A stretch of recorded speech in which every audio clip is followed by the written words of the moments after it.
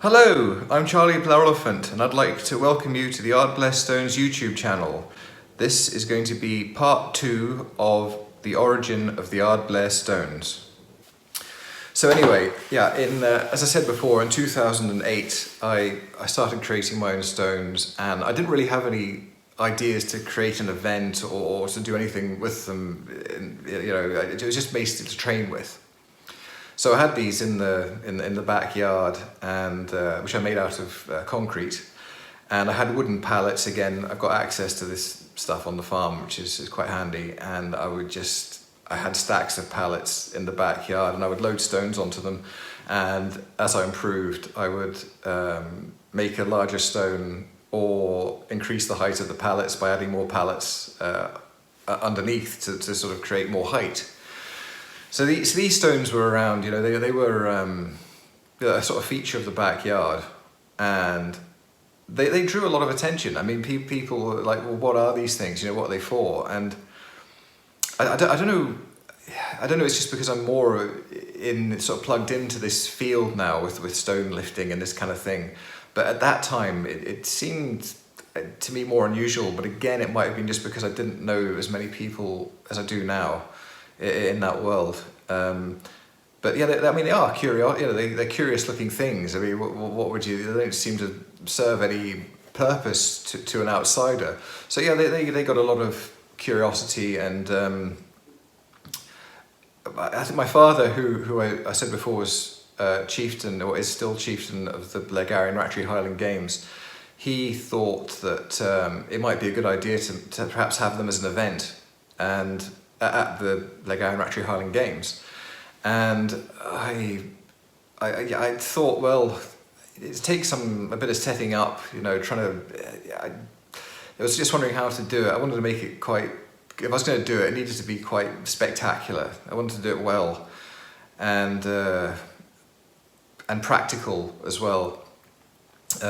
So at that time I thought, well, I guess the McGlashan stones were the kind of the basis really for the Ardblair stones. I mean, they were kind of the main inspiration. I mean, it's a similar thing, but I wanted to make it a bit harder and have more stones and heavier stones and higher barrels.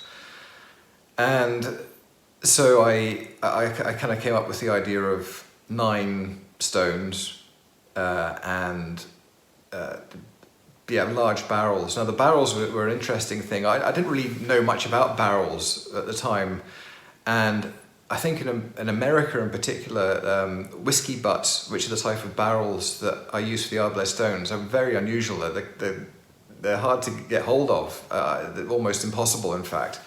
The McGlashan stones, it's like more of a standard barrel. I'm sure there's a proper name for it, but it's a bit shorter. It's a bit sort of dumpier than a whiskey butt, and it might even just be called a cask, perhaps, or it's pretty much the standard basic. It's not a butt, which is 132 centimeters in height, which is 52 inches.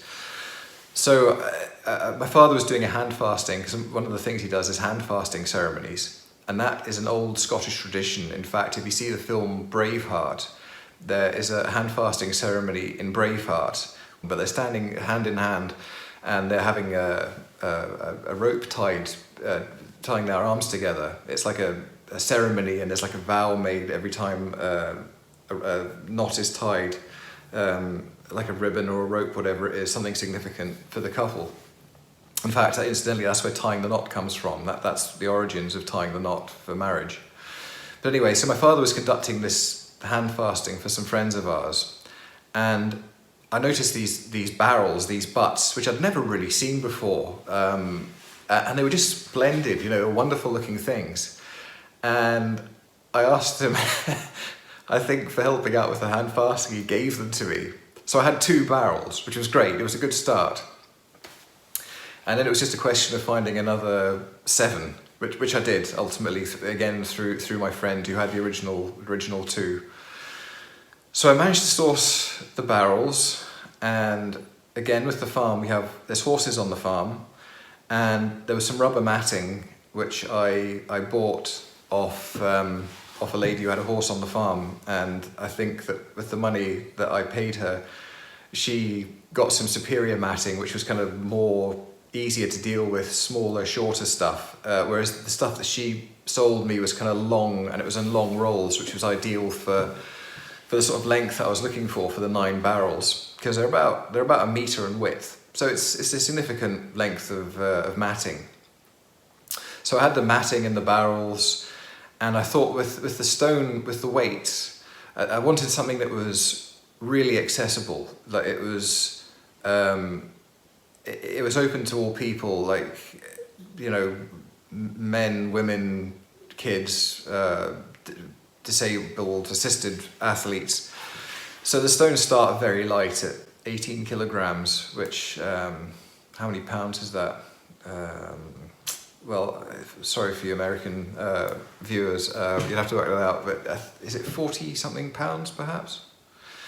But so they're very light, they're very easy, and it means that kids can get involved, and the last one is 152 kilograms, which I know is 335 pounds. So that's quite a significant weight, and crucially, or significantly rather, I didn't want the stones to have any tacky on them whatsoever, because I wanted them accessible to everybody, and I didn't think it was fair if somebody was going to do the event and they were there in jeans and a t-shirt, that they were going to get covered in a sticky, horrible mess, and it's just no fun. And I remember, again, with the sort of stones and strength and that kind of world, that I think people had got frustrated lifting stones that had tacky on them, because often they had grass stuck to them and they were just kind of horrible to lift.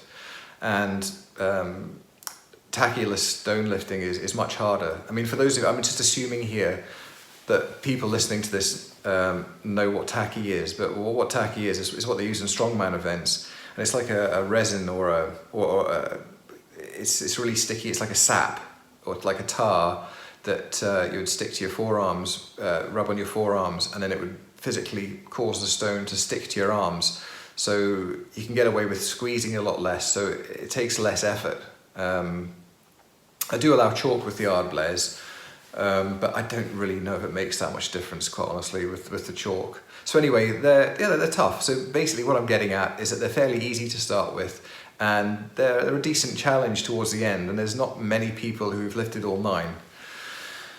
So, okay, so I had the mats and the barrels, and it was pretty basic. I needed to create tops for the barrels because I wanted these stones to be really good. I wanted them to be, I didn't want them to get damaged. I kind of had this idea that if they were going to be used at the Highland Games, that they would be a generational thing, and that I wanted to minimize damage and destruction to them so that they could be hopefully intergenerational, that they would last a long time. And and in doing so, protecting the tops of the barrels, which obviously got metal bands around them, and I just wanted to make sure that there was any metal contact with the stones we'll try to avoid it altogether if possible, or at least minimal. And that's actually worked quite well, because the stones they've lasted really well, and they've been through a lot of competitions. So I'm building up to the Blackguard Ratchy Highland Games, to the first event, and getting everything together, and the field's quite close to where I live as well, so that was quite easy. I didn't really have to worry about travelling huge distances, obviously with the field being on the farm anyway, so that was a bonus. Obviously, since then, the stones have got they've got a lot bigger, and the sort of layout's different, and it's probably more impressive to look at. But this is the early start of the Ardblair Stones, and I think in my next video I will talk about the first event and how that went, and the sort of feedback I received, and hopefully after that I can talk a bit more about various people I've had the good fortune to meet, and who's been an influence on me since then. And I think that's probably about it for this video. So anyway, I believe it's customary to say, please, if you enjoyed this video, would you like and subscribe? So yeah, and I think that's it. No doubt I'll be kicking myself afterwards because I'll have missed some crucial thing. But as a start, for the origins of the Ardblair Stones, I think it's not bad. And I'll leave you all, and thanks for watching.